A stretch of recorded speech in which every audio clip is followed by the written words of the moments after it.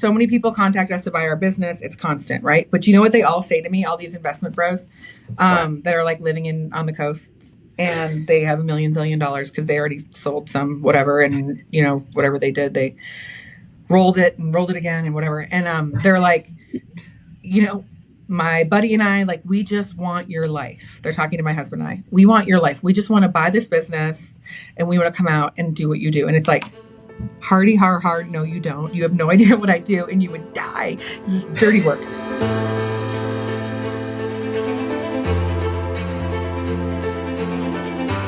Welcome to Behind the Stays, a podcast that shares the stories behind your favorite boutique hotels, short-term rentals, and hospitality brands, and the hosts, operators, and entrepreneurs who've brought them to life. Every Tuesday and Friday, you'll meet the military veterans, the retired flight attendants, the tech entrepreneurs, the school teachers, the single moms, the hoteliers, and real estate investors who are all, in their own unique ways, shaping the future of travel and hospitality. Discover how these visionaries from all over the world have built stunning landscape hotels in the mountains, designed bohemian bungalows on the beach, erected eclectic, off-grid, nature-immersed escapes, and so much more.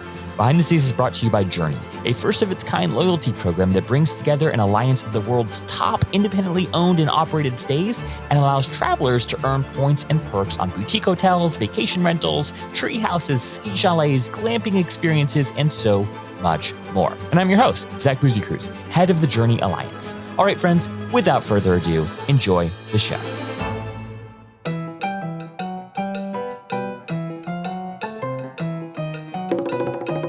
In just a moment, meet Rachel Alday, co-founder of Abode Luxury Rentals. Rachel has been quietly redefining what it means to deliver high-end hospitality in the heart of the mountains. With a background in marketing and her husband Rob's roots in real estate, the duo created a company that marries meticulous service with a deep love for ski town culture.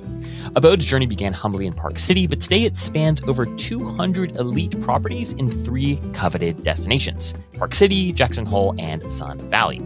Guided by the belief that true luxury is about connection and authenticity, Rachel has built a brand that thrives on personal touches and an unwavering commitment to guest satisfaction.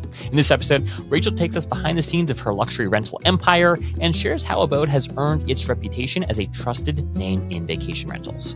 Tune in to hear the origin story of Abode, why connection is Abode's secret to success, the allure of quiet luxury and how Rachel defines quiet luxury, the challenges of growing organically, what's next for Abode, and so much more. All right, friends, without further ado, get ready to meet Rachel.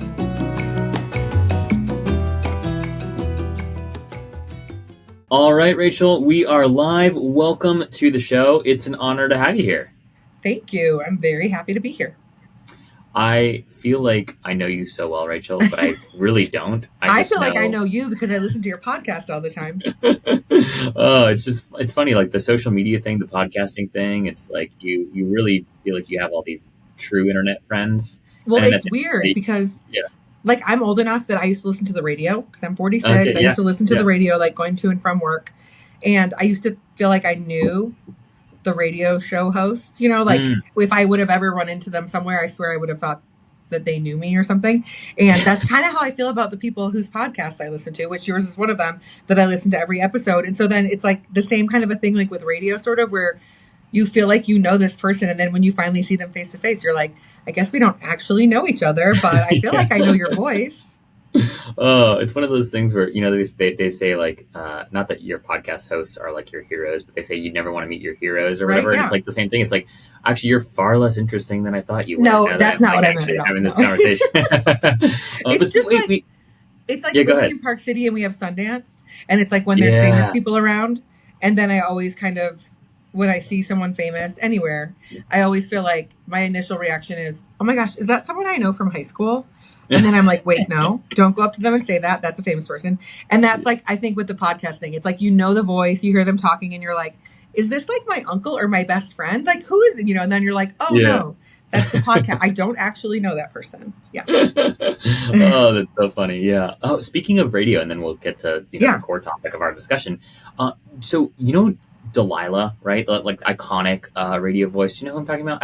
I feel like Delilah, I don't even know her last name. I don't know if I know Delilah. On air. She's been on air forever. She does like the love songs. Like this next song goes out to Jim, and Jim's been really like, he's really wanted to, make the holiday special for Sarah, but he doesn't know if, he should invite her over because, I mean, I it's a get special this time. concept. Do you know the voice though? You don't know Delilah? Oh, I don't know if okay. I know Delilah, but I know, like, I have definitely heard radio shows where, like, especially when I was young, when I was like a teenager and stuff, like, we listened to the radio.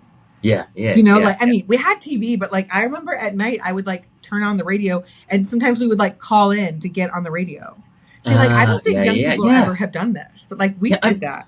Yeah. I mean, I don't think I actually no. I think I called in several times. I would always listen to the radio in the car. Like, we never had like I remember when like CD players came into the car, and that was really cool. And then like remember like the whole like cassette to the little like cord to plug into your iPhone and your iPod at the time, right? That was sort of my era, and so that I like got the tail end of like maybe radio listening, and then we very quickly transitioned to you could listen to whatever you want as long as it was on your iPod, right?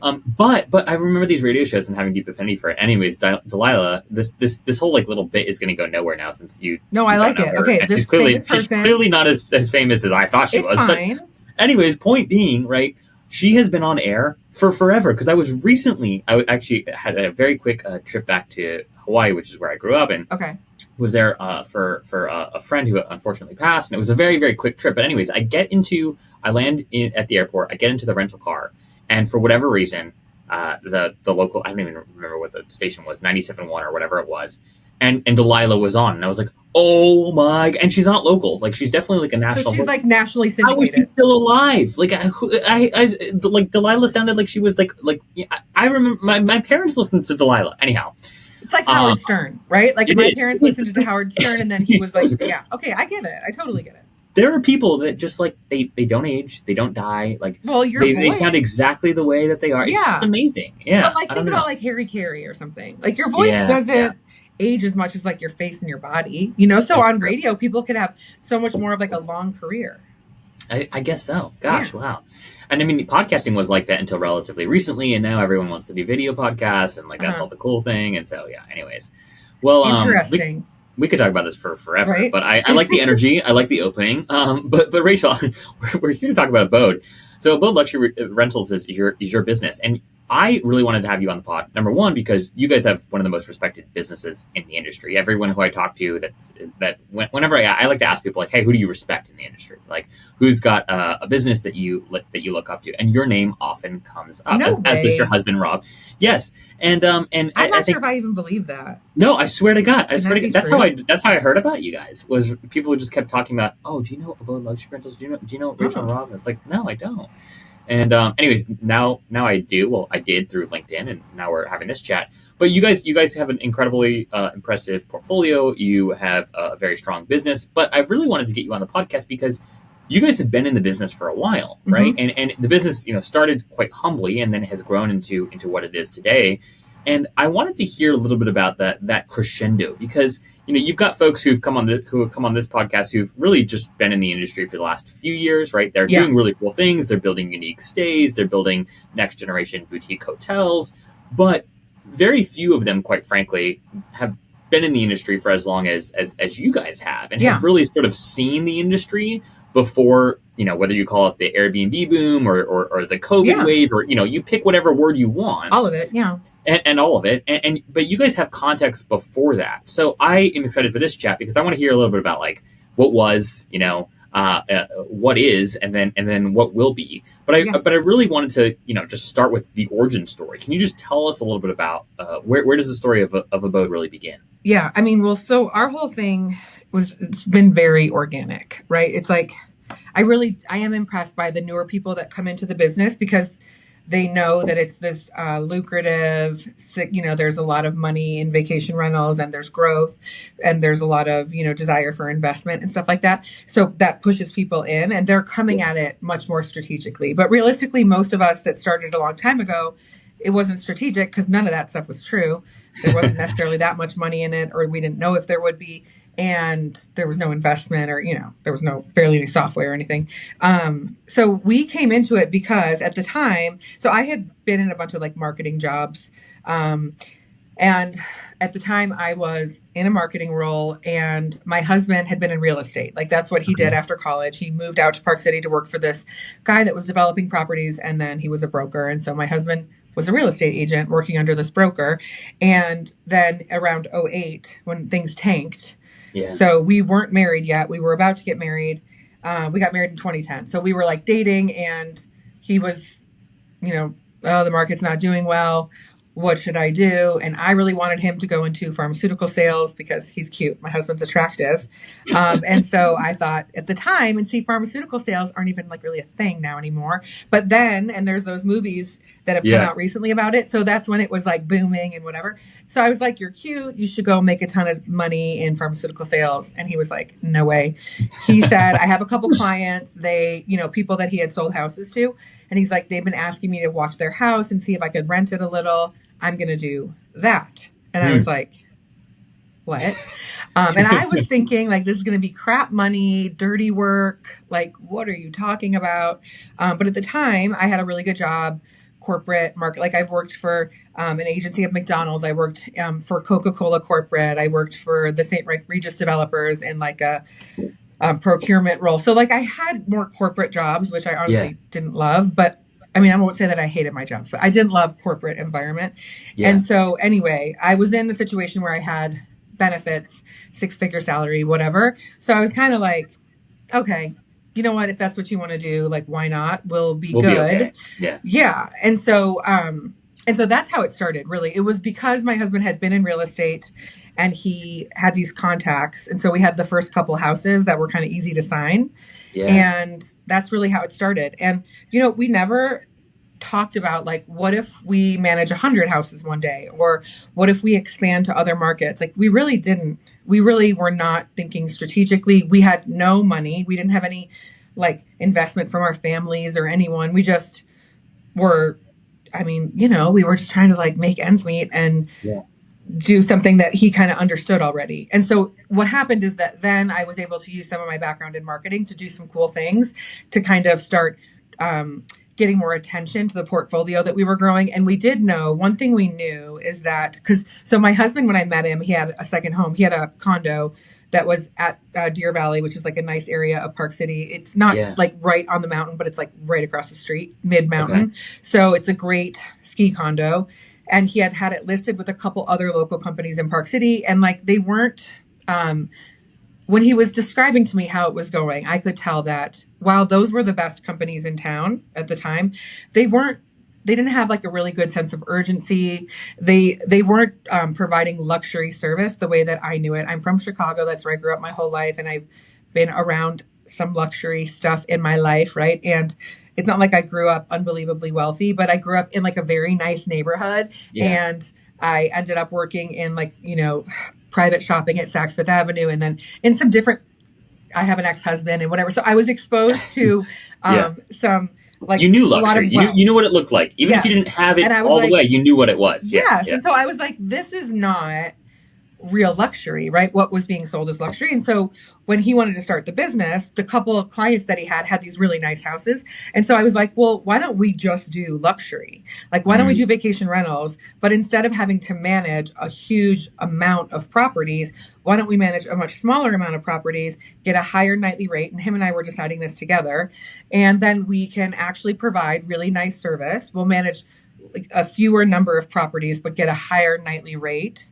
And what if we just do this one thing, right? Like we don't do real estate. We don't, because a lot of times people are kind of trying to throw everything in the bucket to get to that revenue that they need. So it was like, what if we just do this old fashioned way, right? Like we just do one thing, vacation rental. We're managing properties that are of a certain caliber or higher, and we're only taking care of them and we're only renting them out. And we don't have an interior design business on the side, and we won't do real estate, even though he had his license and everything. I'm like, we're not going to get real estate agents to recommend us if they think we're going to end up stealing their client. So we have to commit to everyone that's referring to us. We will not do any real estate transactions. Like, what if we just pick one thing and do it well? And so that was the plan, and that's what we've stuck to, and that's what worked. And so, I mean, hold on, take a sip. No, take a sip. Take a sip.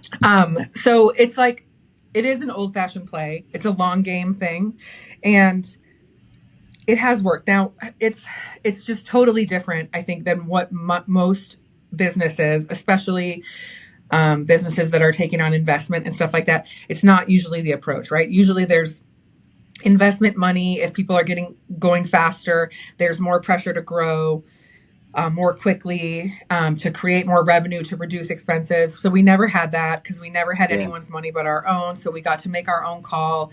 We were able to be super curated in the houses that we signed. We were able to be like super generous with the service that we take care of people because it was just us in the beginning. And so we just went the extra mile because we could.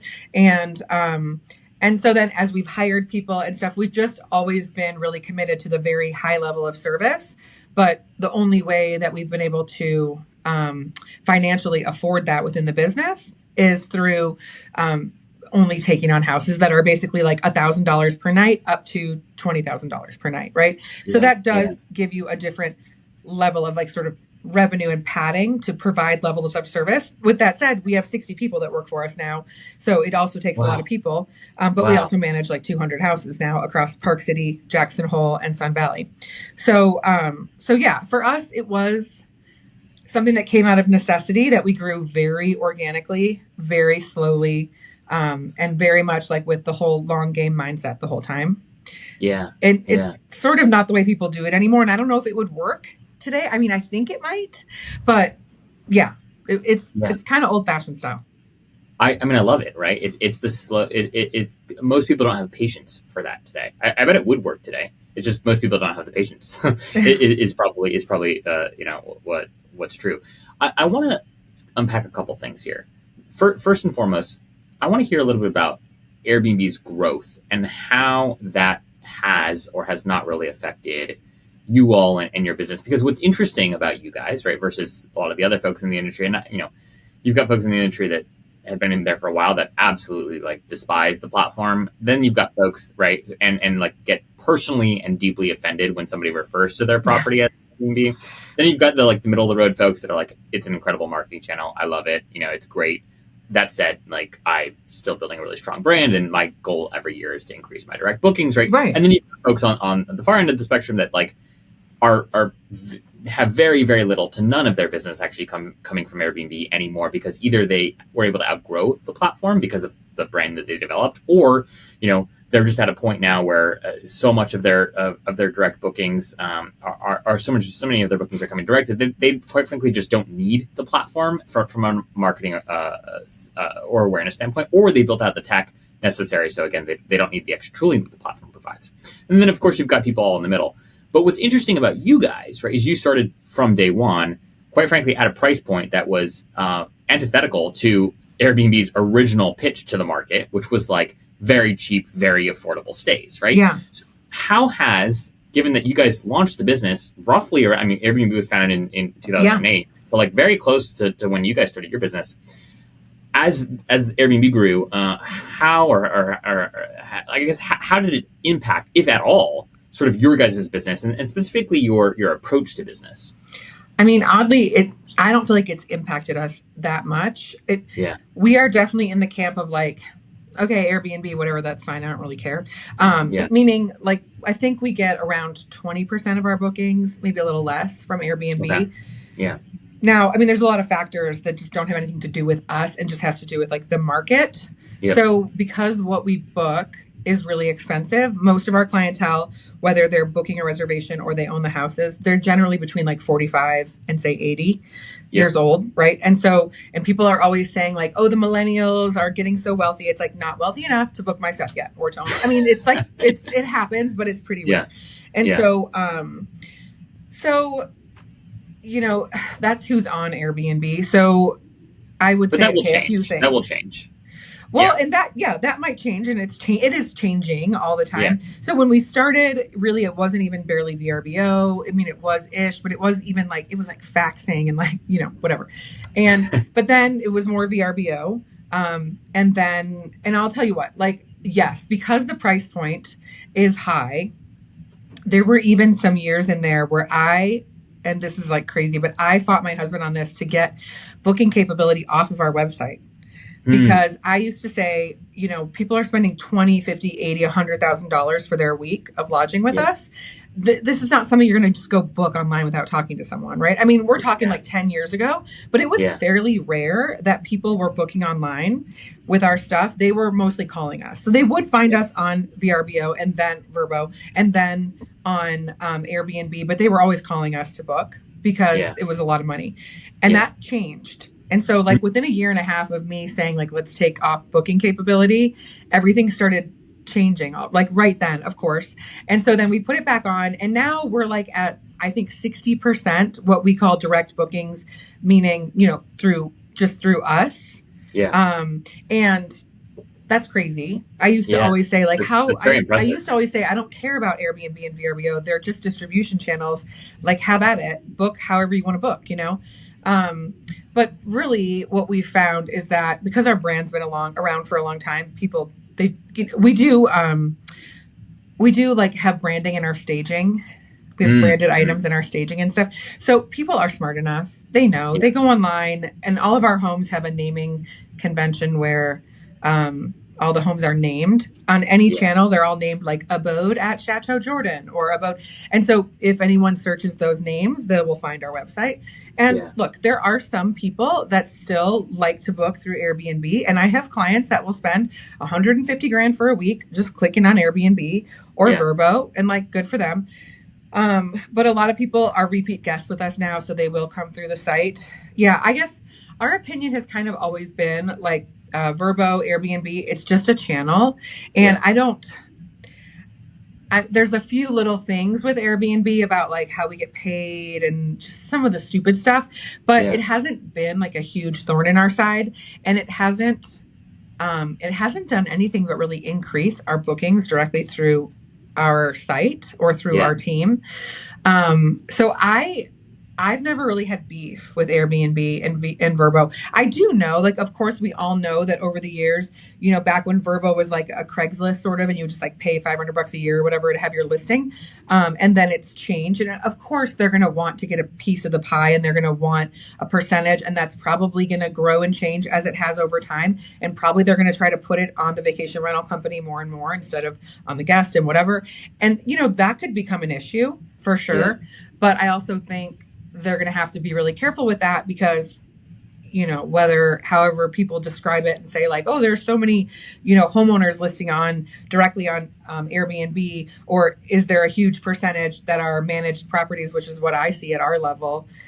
Like most people at our level that own a home like this, they're not going to list it themselves. They don't have time for that.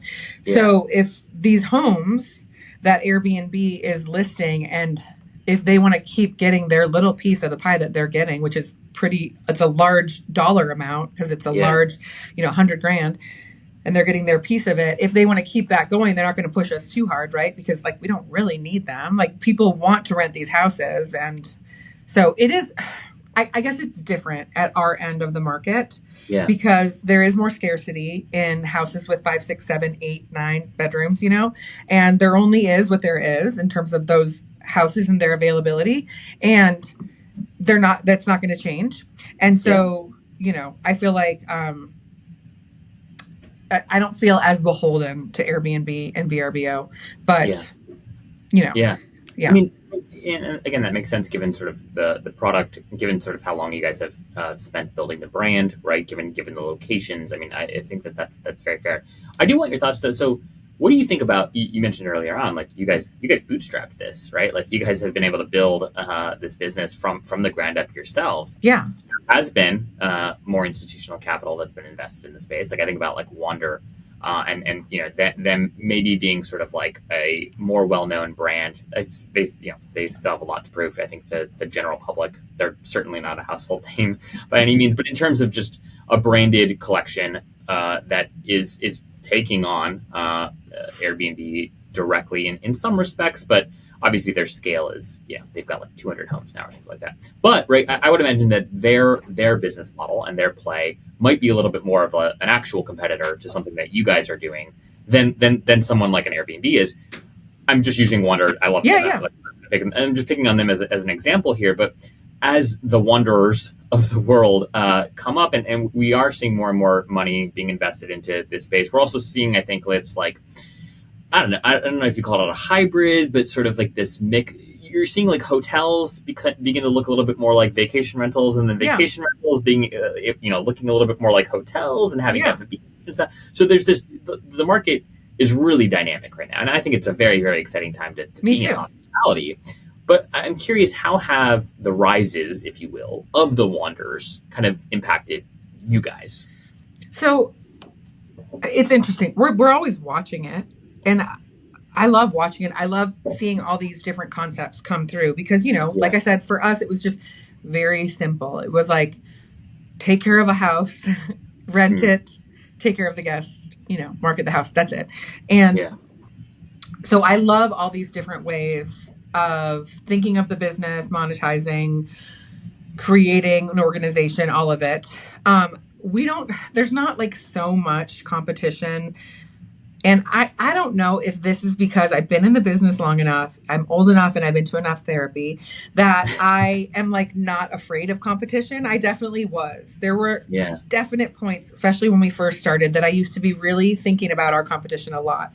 And it probably wasn't healthy and I didn't know any better. But I've just gotten away from that so much because we've been around long enough and because we have this like amazing team. We know what we're doing. We're not like acting from fear anymore. We're kind of just, we know what we're doing and we're doing it. So I don't think a ton about competition, even within my own little market. It's like, it's just not as much on our mind, but I do love seeing what's happening. And so I love learning about companies like Wander or Boutique or whoever, because I think it's cool. And like, we have one house that we managed for a little while. They just switched from us, it's in Park City, to that company Boutique, which I think you might have had on. And and like I heard them and they sound really cool. And like I, personally, like I feel like this, when people are really focused on tech and they're looking to be in the luxury space in terms of taking care of the house and the guests, I think, tech is, we all need tech, but there has to be a lot more to it. And so I love hearing about Boutique because like they're really focused on tech. They have a really strong like revenue management focus. Like, oh, that's interesting. I want to learn about it. And so, but even though like I have a homeowner that switched to them, I swear it's like, I would have 10 years ago been like, oh my God, they're going to take all our houses. But at this moment, it's like, I know that we have established relationships. We turn away like 3/4 of the homeowners that reach out to us because we're only accepting specific kinds of, homes. And we're really careful with the homeowners that we work with. Like we have this amazing team. A lot of our teams worked for us for 4 to 10 years. I want to keep them. And I know I have to protect them from, homeowners that might not be nice to us. And so, so I feel like we're in a good place. Weirdly, I don't have this feeling about competition that's like, are they going to be out for us? Are they going to, like, they are out for us. Of course, like when we started, we would look at the people that were the established go-to brand in the places where we started, and we would totally go after like some of their clients and stuff. So people do that. I get homeowners all the time, like sending us emails, bringing us letters where they're being targeted. And it says like, hey, I know you're with Abode, but here's why we're better. And that would have before like freaked me out, but it just doesn't anymore. Cause I kind of feel like I've been where they're at. I totally get why they're doing that. And they have a right to go out in the market, prove themselves and build their business. There's room for all of us. And so, I kind of like lost that fear or concern about competition. Now, that's not to say I'm not concerned about us always getting better, but to me, it's like at this point, we are our competition and we have to continually take what we did in the previous year or month and improve upon it. We have to always look at every time that we have a guest or a homeowner that's not happy and figure out what went wrong in our processes. How can we build a better relationship with them? How can we make them more happy next time? How can we make sure they come back? So we're like always focused on that kind of stuff. But competition wise, it's more just like curiosity and what's going on because we're kind of the old school mom and pop shop. And then there's all these like new sort of tech heavy companies. And I'm always like, cool, let me see what they're doing and like what things that they're doing can I learn from? You know? Which I think is like an incredible posture. And to your point too, when you think about your core product, you could also make the argument that a lot of the value props of these startups, they might just not apply as compellingly, if even a word, as to your specific subset of the market. It's generally true. Then they might to sort of a mid-tier market, right? Totally. Or to, and so when you think about a Wanderer and their value prop, it's like, hey, we have this tech-enabled system, we're a distributed hotel, blah blah blah blah blah. Like it could be the case that your homeowners, given the price point of their home, given how busy they probably are, like they could probably care less about like testing something new. Yeah. Right. No, usually. And so yeah. But sometimes they do. Sometimes they will. Like I've had probably like 4 times I've had a homeowner switch to another company similar along the lines of what we're talking about. They end up coming back to us. Yeah. And of course, like over time when that first happened, of course I freaked out. But now over time I've learned, look, generally they get to experience something new, which is cool. They learn something cool. They'll tell me all about it. And then they'll end up coming back because yes, our clientele, homeowners and guests, extremely high touch. And we're talking ski town. So this is unique because like taking care of a home in the mountains, this is a whole new set of problems, right? Yeah. Like a couple years ago, we had roofs falling in and all kind of stuff with this. Just, it's a big deal. Taking care of guests in a ski town, this is a really big deal because there's so many factors that make that more difficult, even just down to getting them from the airport or getting them to dinner or them having groceries. Like, there's a lot of things that make getting around in the evening and stuff like really, really hard. There's a lot of expenses associated with a ski trip outside of your lodging. Like skiing is really expensive and you have to get it all calibrated. And so there's just a lot of like nuances with, I think, our ski markets that's all we do that I think does insulate us a bit from some of the generalized competition that is more tech heavy, just because a lot of them have come and tried to do it here, but they found it's hard to deal with these homes and these guests remotely. It's kind of like if you were dealing with people golfing and you don't know anything about golf, but you had to like outfit them with clubs and you had to figure out like what their handicap is or whatever, like get people on teams together. It's like, if you don't know a lot about that, like, which I don't know a ton, but my husband and my sons do golf. And it's like, then, it's kind of hard to just like kind of fit it into like a, some sort of a process because it's really unique to each person. And skiing is like that too. So I think that does insulate us. But you don't know. Who knows what's going to happen? Like there might be some companies that do it well, and I would love to see that. Yeah. Well, and the other thing that just comes to mind too is like you probably need some amount of density for it to make sense. And some of the companies that we've talked about thus far, they don't have the density. It's true. I think that like you need in order to justify all the additional, quite frankly, expense that will come with something like that. So one of your guys' unique advantages is that you have a lot of density in these locations, and therefore there's cost sharing. That quite frankly, if you've got 1 or 2 or even like maybe 3 or 4 properties in the location, that savings just it just might not be there.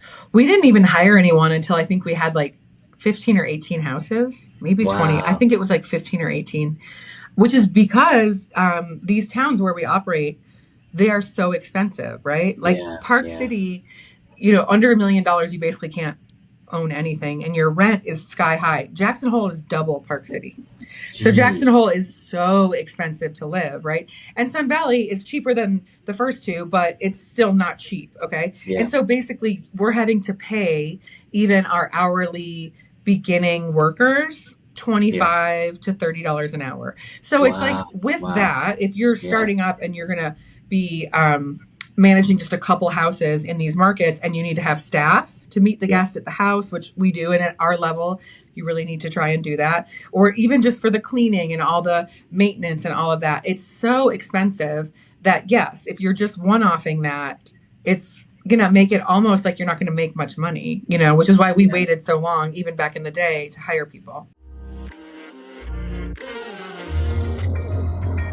What is up, friends? The countdown is on for the premier short-term rental forum hosted by IMN in Miami on January 15th and 16th at the JW Marriott Miami Turnby Resort, where I'll be speaking at the forum. And you'll have a chance to network with 400 plus top investors, operators, property managers, lenders, tech providers, and all the other amazing people that make the short-term rental space so fabulous. It's the must-attend event of the year to elevate your business strategy and connect with the industry's best. Don't miss out, and you can use the code BTS, as in behind the stage, that's BTS, for an extra 15% off the final remaining tickets. You can register now at events.imn.org/STR25, and I'll see you in Miami. Also, fun fact, Rachel, who is the interviewee on today's podcast, will be speaking at the event as well. So if you loved this episode, be sure to join us at the IMN STR Forum in Miami and hear not just me, but also Rachel speak. All right, friends, without further ado, enjoy the show. So I want to hear a little bit about how you guys have thought about your markets and why. So obviously you guys were living in Park City, you started there. But to your point, you've learned a lot about these markets. You have repeat guests who love Abode, right? They love what you guys do. Why not go to other markets? Like, what have you? I'm sure you guys have thought about it, but we never wanted to expand at all. Really? I know that's so weird, but again, I told you, like we just built this. It was just the business that my husband wanted to build. And then really I ended up with him on it full time because I was working for Coca-Cola at the time and I was traveling in this marketing role and I was traveling like every other week, if not more. Yeah. And so I ended up that I couldn't travel once I had my first kid, and that was in 2012. And so then I was really full time in the business with him because I stopped my other job. And, you know, I'm very type A or whatever you want to call it. I'm an Enneagram 8. So it's like I'm either in or I'm not. And so, you know, then that became a big push. And we never thought about expanding really. And so it's funny because I was pregnant when we first thought about expanding into Jackson Hole because we've been there for about 12 years and our oldest is 12. But we did not think about it like, oh, we should expand our business. What happened is that it's my husband's brother. So my brother-in-law's friend lived in Jackson Hole and he was like, hey, you know, he basically came to my husband and said, your brother told me how your business is going so well in Park City. I think I want to do that in Jackson Hole. So I hadn't ever been to Jackson Hole and my husband hadn't been for a while. So we were like, let's go take a trip to Jackson Hole and go chat with this guy and tell him how we did it. Like it was just for the sake of, so we could go to Jackson Hole. And so we did, and we told him all about how we did it. And pretty quickly he was like, ooh, that's a lot. That's like a lot, you know? We were like, but like, it's cool because it's yours. And so then he had a friend that he knew. He's like, I'm going to have my friend come talk next time too, because maybe we could do it. Him and I could do it together. So we're like, oh, okay, whatever. So then I think they came out to Park City and we put them up at our house and we talked all about how we did everything, you know? And now it's like a few months has gone by and basically around 6 months time had passed. And so we were reaching out to them like, hey, did you do it? Are you going to do this? And they were like, we can't. There's so much risk. It's like so much work. Like, I don't think we can do it.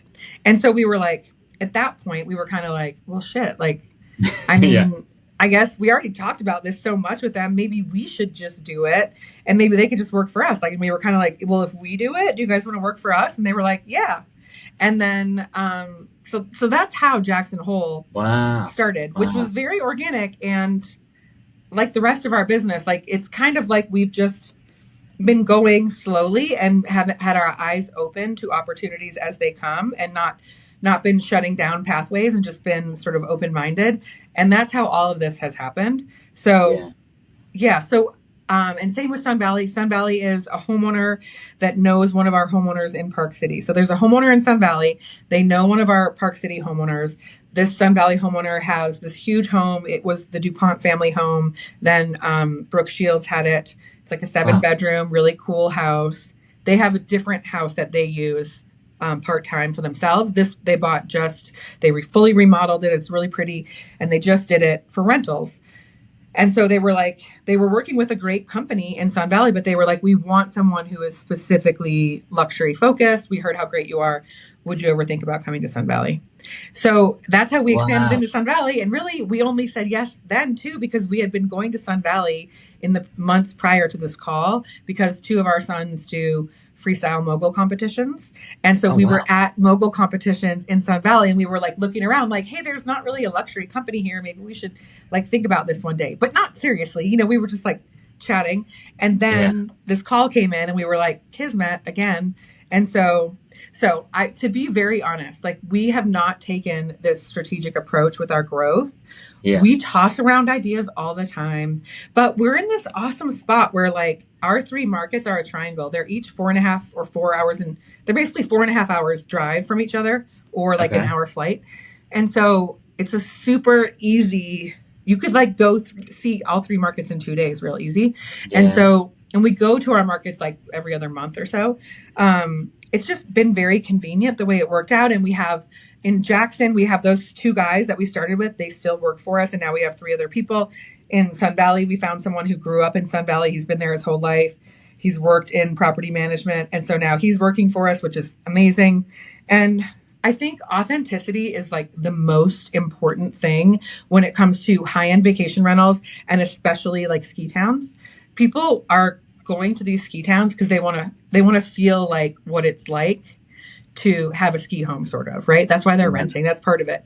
And people that are buying a home in a ski town, they're doing that because they're trying to buy what it's like to like live out west, right? And so authenticity is everything. So having like true locals, having places that we really believe in, where we have established actual local offices, established teams, where we go a lot ourselves so that we know these places, I think it makes all the difference. And so that makes it hard, I think, at least for me, to plan out growth, because it has to be authentic, at least how it's worked for us. It has to be authentic in order for it to be successful. And so if I force it, I feel like it won't work. So I mean, it seems to me that like the same clientele from the owner's side of things that have places in Park City, they probably have places elsewhere. At least 1 or 2 other markets, right? And so maybe there's this like natural sort of like evolution into okay, great. Well, hey, you've got people that we've got 5 people this week that have been asking for Palm Springs or what, whatever. Totally. Like, let's go there. Yes. It happens. I actually took a trip to Cabo last year for a week because we have a bunch of people that have places in Cabo that are really cool. And it just didn't feel like the right thing at the moment. Plus Cabo has a lot of great companies and, but yeah, you never know. I will be honest. Like, we have something interesting going on right now with, a potential client that it looks like maybe our next growth might be something with ranches. There's a lot of really cool guest ranches. I'm sure you know about stuff like this, but there's like, there's Rock Creek, there's Dunton, Vermejo. There's these really cool old ranch properties. They tend to be very remote. Like usually you fly somewhere and then you have to drive like 6 hours, or you can sometimes like helicopter or fly private to get a little closer. There's a lot of those places. They tend to go for like $1,000 to $10,000 a night, but they're not vacation rental, right? Like they're more hotel style. They're all inclusive. Have you ever gone to one of those places? I have visited a couple for work. But just for like a night, right? So I didn't get like the full, and I was working, so it wasn't like the full experience. But yes, I know the kind of place that you're talking about. My husband and I went to Dunton over the last, like, I don't know, 4 months or something.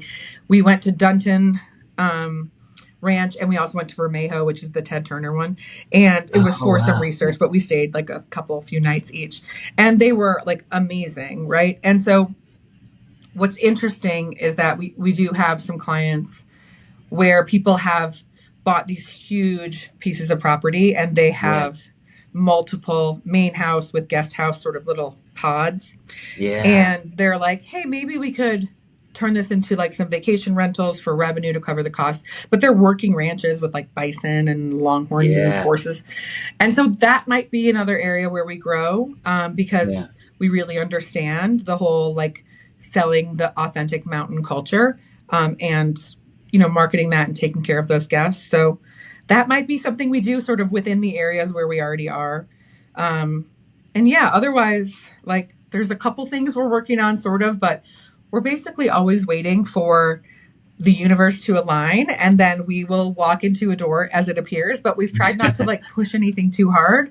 I think because honestly, our timing by accident was really good, so we haven't needed to. And, we want, in order to be authentic and offer an elevated, positive experience, it's like we have to be happy in what we're doing. And in order to keep our team happy, we can't be like miserable humans. We have to be able to model for them. And so I think we're trying not to grow too fast because we want to enjoy our life with our kids and with our team. But we're here and ready when stuff comes up, which it tends to come up every now and then. So, yeah. And that sounds like the perfect place to be though, right? It's like you're content with where you're at. You're open to the possibility of growth and change. I mean, that's where we should all be, quite frankly. I wish I was more like that. I mean, it's lucky to be there, right? But it has been a long slog. Like, yeah, of course. It's not like we just showed up and that just happened. So yeah. I am curious. So we've been thinking a lot about sort of like, and I'll just speak for myself. I've been thinking a lot about these like shifts in luxury, and I've been trying to like play around with coining the term new luxury and like what that means, at least to me, and at least to like, as I observe the market, as I observe my travel behavior, my friends' travel behavior, and this isn't anything new that no one else has said, but there's definitely a shift happening in how people like to travel and where they like to go and what sort of experiences they like to seek. I'm curious from your perspective, having a luxury product, if you've seen any change over the last decade with respect to what people want, who people are, who's traveling to these homes, and is there any sort of difference that you see as you look out over the next 5 years in terms of what people will see as luxurious, right, versus maybe what historically has been considered luxury? Whether it be amenities, right, whether it be service, like what are the things that the next generation of travelers who are luxury travelers will by definition do differently or seek differently, if anything at all? I mean, this is just a guess. This is just my opinion. I would not take this as like the truth, but my opinion from what I've seen is that when people are younger, there is like, and I'm talking up until say like 40 or something. There's like that modern luxury. Maybe that's what new luxury is. Like more modern luxury is more about, and I'm like, kind of a little bit older than this personally. So I am looking at it and giving my opinion on it, not being part of it really. But it's like more about seeing more places, experiencing more unique experiences like you're always talking about.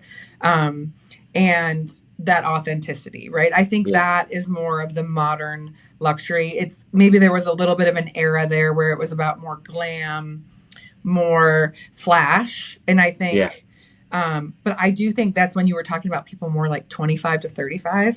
And if you're sort of pushing that age up a little, people tend to chill out a little bit. And maybe they're getting in a relationship and they're having kids and like their frame of reference changes.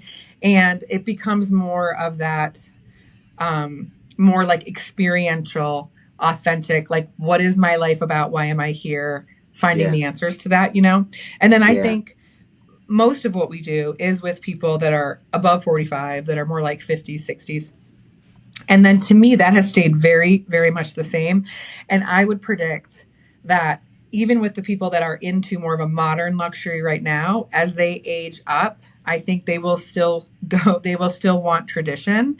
For whatever reason, I think as people reach a certain time in their life, it does become a lot about tradition, about family, and it becomes like all of a sudden your time is so valuable. And I think time is valuable to all of us because if you're in your 20s or 30s and you work a lot, your time is valuable when you're traveling, right? But as you get older, your time is more and more valuable. Maybe you learn more lessons, you've experienced more tragedy or whatever. And so you start to really value time with your family that's positive because you maybe have gone through the things.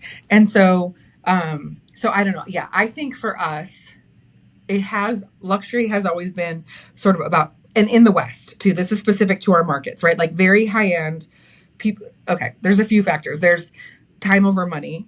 To me, you get to a certain level of luxury. This is a standard. It is not about money. These people that are booking our houses, they can pay for these trips, even if it's $200,000 for a week, they can pay for that in a minute, a day, a week, maybe. Like they're making that money back like in a second, right? Like they're not saving.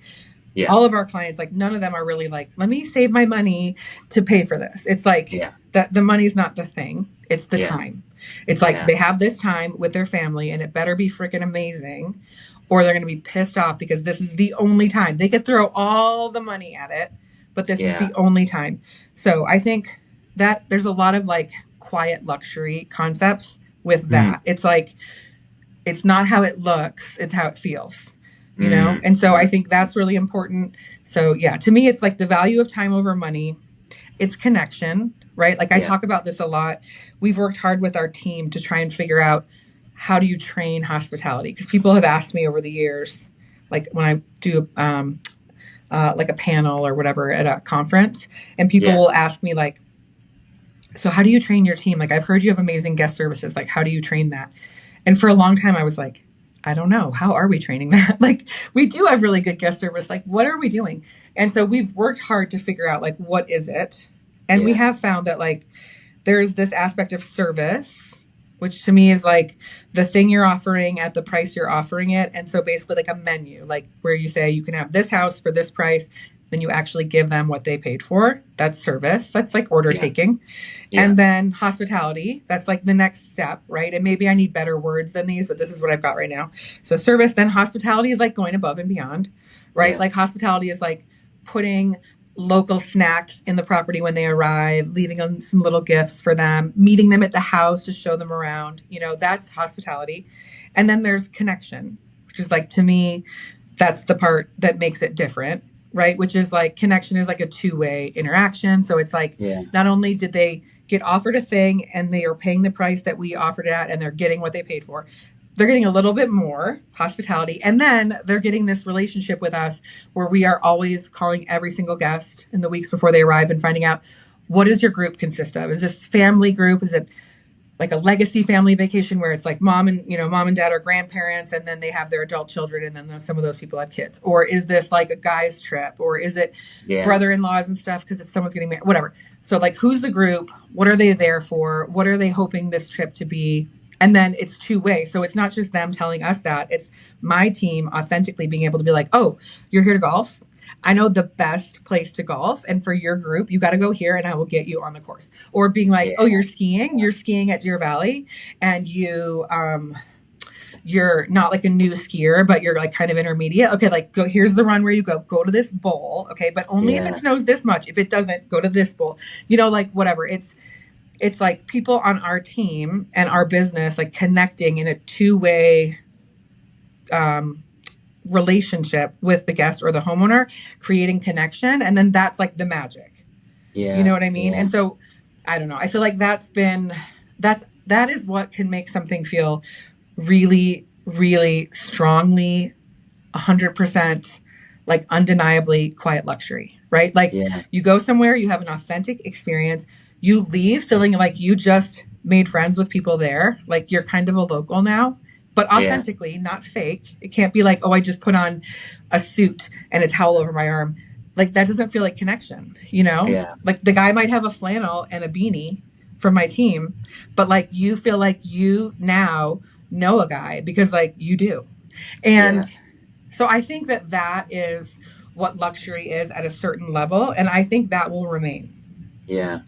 But I don't know if everyone is with me on that, but that's what I think. No. I mean, I think this idea of like this quiet luxury and everything that you described, I think makes a ton of sense. I guess my question is, does this get more personal over time, right? Like, meaning, is it one of the things that I've noticed, right? And I like to travel a lot. I like to travel with my family. I travel a lot for work, and I've sort of stopped.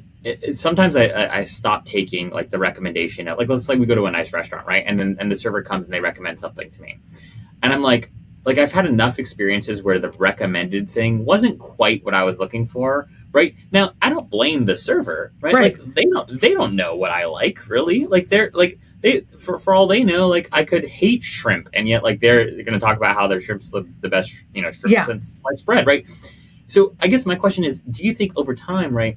And you call people, you try to get an understanding of why they're coming to the property or what they're looking for, but I don't know. Like I guess I wonder at what when do we arrive at a place and at a time where you know so much about me, in not a creepy way, but like you know enough about me so that all of your recommendations even are specifically for Zach, right? And with my preferences and my taste already in mind, as opposed to sort of like the, okay, hey, here are the two best restaurants where, yes, you telling me that is great. I probably could have also asked Google, and I don't know, like maybe I would have arrived at the same conclusion. Yeah, okay, wait. I hear you. But I kind of disagree. So here's what I think. Please, yeah. I think if it's too curated, it's not authentic. Authentic is, because I always do that at a restaurant too. Okay. I always ask the server, especially if it's just my husband and I'm like, you tell us everything to get. But so the trick is I try to make a connection with them once we sit down so that they kind of get who I am. And like, I don't want them to tell me what they're supposed to tell me, whatever they're supposed to be selling. I'm like, I want to know what you order, what you get. And you're here all the time. So like, you're sick of all this shit. So like, I want to know what is the good thing. What do you tell your mom to get? And so sometimes I say that, but a lot of times I just start to like converse with the person that's serving us so that once we get to the point of ordering, I'm like, okay, I want to know exactly what you would order. And I don't want like what they told you to tell me. I just want to know what you like. And like, I will order the exact order as you tell me. Like literally, we won't order anything else. You just do the whole order for us. And that always works out really well. But I think the difference is it's like not about what would I like. It's like, you tell me, you're the expert. Like, let's be friends. And so I think that's the trick here is like, I think you need to know about your guests, because if you're going to leave wine for your guests, which you're not supposed to do in Utah, you like, you should know if they like red or white or if they don't drink, right? Yeah. And if you're going to leave cookies and someone's allergic to nuts, like we shouldn't leave the nuts, you know, all that kind of stuff. Or pillows, maybe they can't have feather and we need to have synthetic down, whatever. But I think if you take it too far, it's less authentic. And so, yes, it needs to be about the guest, but like it also really needs to be about like really sharing authenticity. And I think there's a difference in that. I think, you know, being able to, for my team, being able to go and tell the guest about what their favorite thing really is. Like, yes, it involves knowing how good of a skier they are if we're talking about ski runs, but also I want them to really tell what is their favorite and not cater it too much to that person, because then it's like losing its authenticity. Interesting. You know what I mean? So, yeah, I do. I totally do. And so maybe what you're saying, if I could summarize this. Yeah, please do, because I'm a little long-winded if you haven't noticed. No, this is great. It's like maybe sort of this like, you know, this, I don't know if it's new, old, luxury, whatever. Maybe sort of like luxury. And these experiential stays and events, right? Maybe what makes it luxurious is actually the fact that it's not exactly what Zach would want or exactly what Zach would normally do, but it's actually something that pushes Zach outside of his comfort zone, maybe because it involves trust. It involves trust in the server. It involves trust with the team, right? And I'm relying on you, Rachel, to tell me, no, this is exactly what you would order. And even if all three things, the starter, the main, and the dessert, are not like my go-tos, maybe like the luxurious choice is to default to you, because that is the best thing that this particular moment has to offer. Yes. And the new luxury traveler capitalizes on the best possible moment that is available to them in that moment, right? Yeah. And so maybe that's what we're saying here, which I love. Right? It's like, and it pushes you. It pushes you. Yeah. So it can't just be all about like, these are all my preferences. That should be accounted for. Yeah. But it has to also, I think the magic happens when it's a two-way. Like I'm telling you, so many people contact us to buy our business. It's constant, right? But you know what they all say to me, all these investment bros that are like living on the coasts, and they have $1 zillion because they already sold some whatever. And you know, whatever they did, they rolled it again and whatever. And they're like, you know, my buddy and I, like, we just want your life. They're talking to my husband and I. We want your life. We just want to buy this business and we want to come out and do what you do. And it's like, hardy, hard. No, you don't. You have no idea what I do and you would die. This is dirty work. But that's what they think. Like, they believe this fully, that if they could just live this mountain life, and that's what a lot of these wealthy people, they want a bite of that mountain life. And so it's like, so I think this could be unique to the mountain experiences too, because I do think if you're in a more urban environment or maybe even a beach environment, you may be more prone to, like, the guest might be more prone to really wanting what they want the way they want it. But I do think these mountain environments, the luxury in these places is much more about becoming one with the place and with nature and feeling authentically part of this place. And so I think that changes it a little bit. Not always and not for everyone, but I would say overall. That's what's worked for us. Yeah. Yeah. And maybe what it is too is it's deep knowledge of who your guest is, and you're taking everything that you know about them into context as you then suggest something that is authentic to you or to the place, right? So it's like, Zach, I know that you love Woodford. I know that is your go-to bourbon, but, right, we've got this incredible, small, like, craft batch, whatever the hell the term of the day is, and there's only 17 bottles of this in this entire state, and I know you like your Woodford, but we have Woodford if you want. This is spot on. Yes. I really recommend you try this, right? Yeah, spot on. That's what I want, right? Because it's a recognition that you understand the flavor profiles I like of things, or like the kind of like vibe I'm looking for in a hotel lobby bar, whatever it is. So you understand me. It's connection. But you understand me well enough, exactly, to then recommend that I experience something that is unique and that is novel, that is true to where I am. And then you are trusting that person enough because you got to know them enough that you're like, okay, I trust you. Give it to me. Yeah. Exactly. Right? It's connection. Exactly. Like, so to me, I have realized through working on this for kind of a while, connection is the secret sauce. It's the magic in like what gives someone that feeling of like, that was amazing hospitality. It's connection. It's a sense of belonging. And then the trick is like, how do you learn how to teach that? And so we've been working on that too. But yeah, I think it's the connection, right? I mean, I think almost any location works with that algorithm or whatever, with the connection piece. And then it just becomes, how can you define it specifically? And that's a little harder, but we're working on it. But yeah.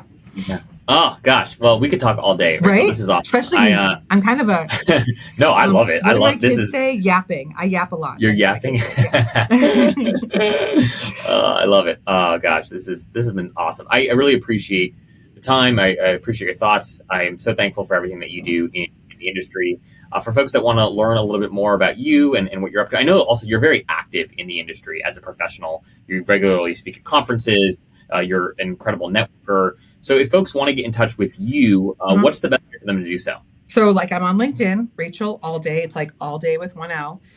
And the company is Abode Luxury Rentals. So that's easy to find me, I think. Or my email is Rachel, RACHEL at abodeluxuryrentals.com. So everyone thinks it's Adobe when they type it.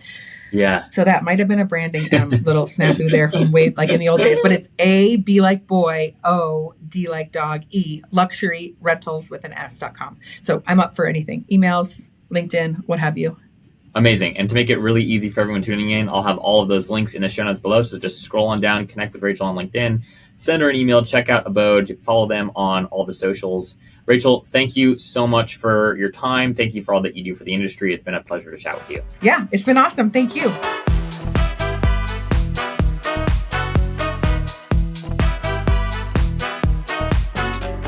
Hey friends, thanks for joining us for this episode of Behind the Stays. I'd love to know what you thought of the episode. Feel free to shoot me a DM on Instagram at Behind the Stays or send me an email at zach@joinjourney.com. If this is your first time tuning in, it's a pleasure to have you and we hope to have you back again soon.